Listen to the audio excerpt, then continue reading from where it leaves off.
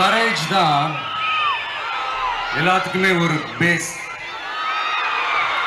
Courage தான் எல்லாத்துக்குமே ஒரு பவர். அப்படிப்பட்ட அந்த பவர் எதிலிருந்து ஆரம்பிக்கிறது தெரியுமா?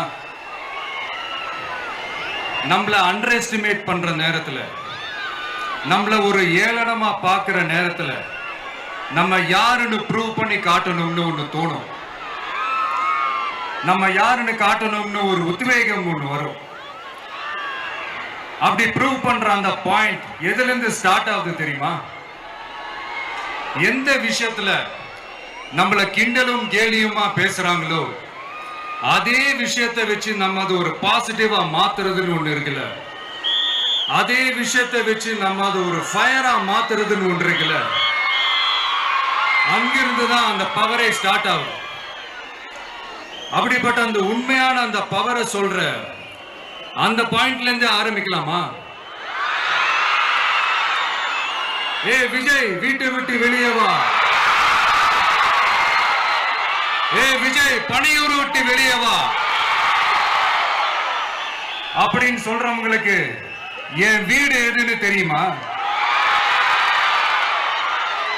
முதல்ல என் வீடு எங்க இருக்குனாவது தெரியுமா? என சீண்டி பார்க்கறதா நினைச்சு கிண்டலும் கேலியுமா பேசுறவங்களுக்கு நான் சொல்றேன், இந்த தமிழ்நாடு தமிழ்நாடுன்னு சொல்றாங்களே, அது மத்தவங்களுக்கு வேணா ஸ்டேட்டா இருக்கலாம். ஆனா என்ன பொறுத்த வரைக்கும் என் தாய் நாடான தமிழ்நாடு தான் என் வீடு.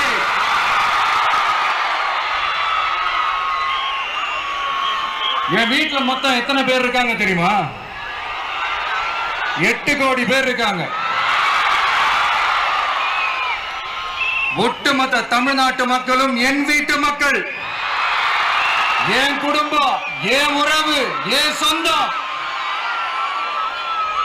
எனக்கு எல்லாமும் கொடுத்த இந்த 8 கோடி சொந்தங்களுக்கு இனிமே எல்லாமுமா கூட நிக்க போறது இந்த விஜய் மட்டும்தான்.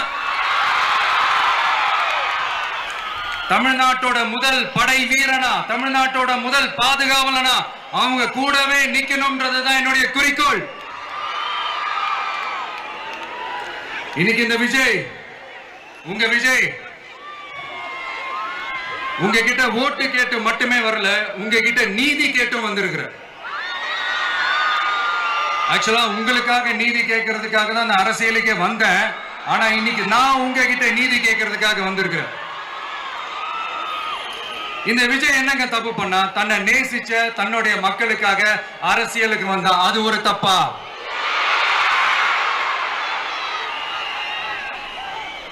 எல்லாத்தையும் ஒதுக்கி தள்ளிட்டு மக்களுக்காக மட்டுமே வந்த அது ஒரு தப்பா? இந்த மத்த கட்சிகளுக்கெல்லாம் மாநாடு நடத்துறதுக்கோ பொதுக்கூட்டம் நடத்துறதுக்கோ இல்ல ஹால் ஃபங்க்ஷன்ஸ் நடத்துறதுக்கோ பர்மிஷன் கொடுப்பாங்க, இடம் கொடுப்பாங்க. ஆனா நமக்கு மட்டும் இடம் கொடுக்க மாட்டாங்க, கொடுக்கவும் விட மாட்டாங்க. இது என்னங்க நியாயம்? நான் போய் மக்களை சந்திக்கிறதுக்கோ இல்ல மக்கள் வந்து என்ன சந்திக்கிறதுக்கோ ஒரு உரிய இடமோ இல்ல உரிய பாதுகாப்போ மத்த கட்சிகளுக்கு எல்லாம் கொடுப்பாங்க. ஆனா எனக்கு கொடுக்க மாட்டாங்க, கொடுக்கவும் விட மாட்டாங்க. இது என்னங்க நியாயம்? இந்த SOPs சொல்லுவாங்க, அதனுடைய ஃபுல் ஃபார்ம் வந்து ஸ்டாண்டர்ட் ஆபரேட்டிங் ப்ரொசீஜர். ஆனா எனக்கு மட்டும் அது ஸ்டாலின் சார் ஆபரேட்டிங் ப்ரொசீஜர். இது என்னங்க நியாயம்? இந்த விஜய் உண்மையானவன்றது உங்க எல்லாருக்குமே தெரியும். நமக்கு எதிராக சதி செய்யறது யாரு, நமக்கு எதிராக சூழ்ச்சி செய்யறது யாரு, நமக்கு எதிராக பழி போடுறது யாரு, யாரெல்லாம் ஒன்னா சேர்ந்து இதெல்லாம் செய்யறாங்கன்றது உங்க எல்லாருக்குமே நல்லா தெரியும். அதனால என்னோட சொந்தங்களாகிய உங்ககிட்ட வந்து நான் நீதி கேட்காம வேற யாருக்கிட்ட தான் போய் கேட்பேன்?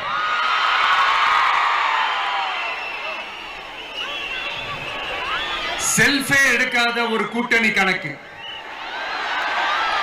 செல்ஃபே எடுக்காத ஒரு அறத பழைய அரித்மெட்டிக் கணக்கு, இதெல்லாம் வேலைக்கே ஆகாது. ஆணித்தரமா அடிச்சு சொல்றேன். அப்புறம் இந்த காசு கொடுத்து ஓட்டு வாங்கிடலாம்னு கனவு காண்றாங்கல்ல, அதுவும் இந்த விஜய் வந்ததுக்கு அப்புறம் நடக்கவே நடக்காது. வண்டி வண்டியா கொண்டாந்து குட்டுவாங்க. 1000, 2000, 3000, 4000, 5000 சாமி மேல சத்தியெல்லாம் வாங்குவாங்க. அப்படிதான் இத்தனை வருஷமா உங்களை ஏமாத்தி இருக்கிறாங்க. வாங்கிக்கங்க, சந்தோஷமா வாங்கிக்கங்க. எல்லாம் உங்க பணம் தான். வாங்கிக்கிட்டு அவங்க காதிலே விசில ஊதி அனுப்புங்க. எப்படி? அவங்க செவிலே விசில ஊதி அனுப்புங்க.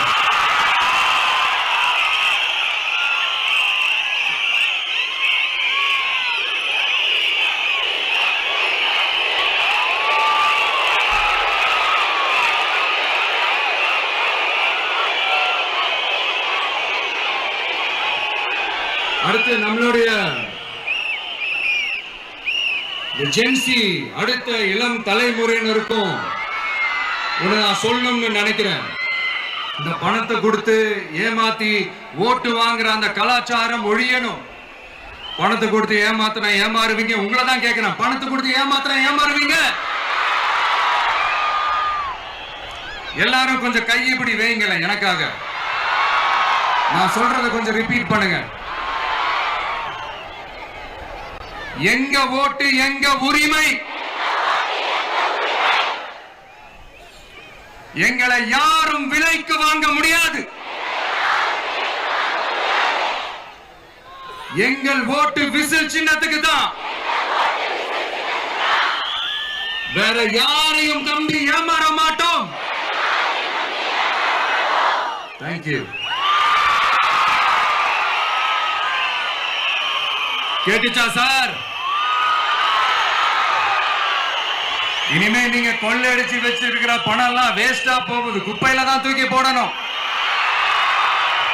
உங்களுடைய இந்த ஊழல் ஆட்சியும் மக்கள் குப்பையில தான் தூக்கி போட போறாங்க. அடுத்து ஒவ்வொரு வீட்டில் இருக்கிற என்னுடைய குட்டி நண்பா நண்பீஸுக்கும் நான் சொல்லணும்னு நினைக்கிறேன். வீட்டில் டிவியில உட்கார்ந்து இந்த பிரச்சார மீட்டிங் எல்லாம் பார்த்துட்டு இருப்பீங்க. உங்களையும் உங்களுடைய ஃபியூச்சரையும் மைண்ட்ல வச்சுக்கிட்டு தான் நாம அரசியலுக்கே வந்திருக்கிறோம். அதனால எனக்காக நீங்க ஒண்ணு செய்யணும். தொடர்ந்து செஞ்சுக்கிட்டு தான் இருக்கிறீங்க. நான் நிறைய கியூட்டான வீடியோஸ்லாம் நான் பார்க்கிறேன். லைக் உங்க அம்மா அப்பா கிட்ட மைக்க நீட்டி யாருக்கு ஓட்டு போடுவீங்கன்னு கேட்டா பின்னாடி இருந்த அந்த பையன், அம்மா விஜய்னு சொல்லுவா, அப்பா விஜய்னு சொல்லுப்பா அப்படின்னு நிறைய அந்த கியூட்டான வீடியோஸ் எல்லாம் பாக்குறேன். அதை தொடர்ந்து தயவு செஞ்சு அதை தொடர்ந்து கண்டினியூ பண்ணுங்க. உங்க வீட்டுல இருக்கிற உங்களுடைய அப்பா அம்மா தாத்தா பாட்டி பெரியப்பா பெரியப்பா சித்தி சித்தப்பா அத்தை மாமா ஓட்டு போடுற வயசுல இருக்கிற அண்ணன் அக்கா எல்லாரையும் விசில் சின்னத்துக்கு ஓட்டு போட சொல்லுங்க. விசில் சின்னத்துக்கு ஓட்டு போட வைங்க.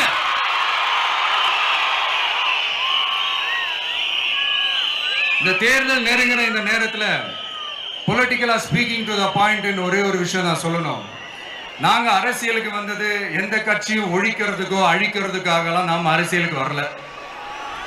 யார் மேலேயும் தனிப்பட்ட ஒரு வன்மமோ இல்ல தனிப்பட்ட கோபமோ அப்படிலாம் யார் மேலேயும் கிடையாது.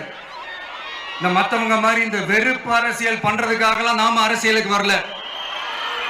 அரசியல் ரீதியா நம்மளுடைய எதிரிகள் யாருன்னு டிக்ளேர் பண்ணிட்டு தேர்தலில் நின்று ஜெயிச்சு மக்களுக்காக எங்களுடைய நன்றி கடனை செலுத்துறதுக்காக தான் நாம அரசியலுக்கே வந்திருக்கோம். Just want to make this clear. அவங்கள கேள்வி கேட்கறதுக்கு முன்னாடி அவங்களோட இயலாமையை மறைக்கிறதுக்காக இந்த ஏ டீம் பி டீம் இதெல்லாம் கூட சேர்த்துக்கிட்டு ஒரே விஷயத்த சொல்லி அழுவுறாங்கல்ல. என்னன்னு சொல்லி அழுவுறாங்க? அனுபவம் இல்லாதவங்களால எப்படி ஆட்சி அதிகாரத்தை செய்ய முடியும் அப்படின்னு ஒரே விஷயத்த சொல்லி அழுவுறாங்கல்ல. அந்த அழுகைக்கு நாம ஒரு பதிலடி கொடுக்கணும்ல. மக்களே, நான் உங்களையே கேட்கிறேன், தெரியாம தான் கேட்கிறேன். இந்த அனுபவம் அனுபவம் அனுபவம்னு சொல்றாங்களே, அதிகாரத்தை வச்சு மக்கள் பணத்தை கொள்ளையடிச்சதை தாண்டி வேற ஏதாவது கொம்பு முளைச்ச பெரிய அனுபவம் இவங்களுக்கு இருக்குதா?